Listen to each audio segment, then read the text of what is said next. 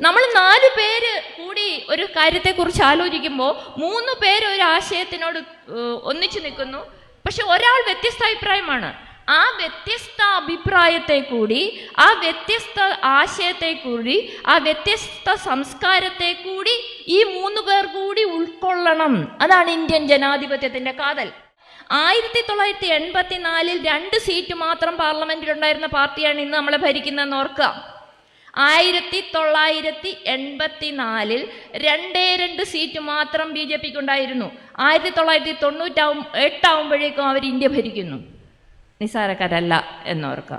ഒരു കാര്യം കൂടി പറഞ്ഞ് ഞാൻ അവസാനിപ്പിക്കാം. ഭൂരിപക്ഷം ന്യൂനപക്ഷം ഇതിനെക്കുറിച്ച് എല്ലാം ചർച്ച ചെയ്തു. ഭരണഘടന ന്യൂനപക്ഷങ്ങൾക്ക് നൽകുന്ന സംരക്ഷണത്തെക്കുറിച്ച് പറഞ്ഞു. ഈ ഭരണഘടന രൂപീകരണ സമയത്ത് വലിയ ചർച്ചകൾ നടക്കുന്നുണ്ട് ന്യൂനപക്ഷ അവകാശത്തെക്കുറിച്ച്. വളരെ ലളിതമായി ഞാൻ പറയാം. നമ്മളിവിടെ ഒരു വോട്ടിംഗ് നടത്തുന്നു. സാധാരണ ഇത് ജനാധിപത്യം എന്ന് പറഞ്ഞാൽ എന്താണ്? നിങ്ങൾ ഇവിടുന്ന് കാനത്തിൽ ജമീലെ ജയിപ്പിച്ചു വിടുന്ന എന്താണ്?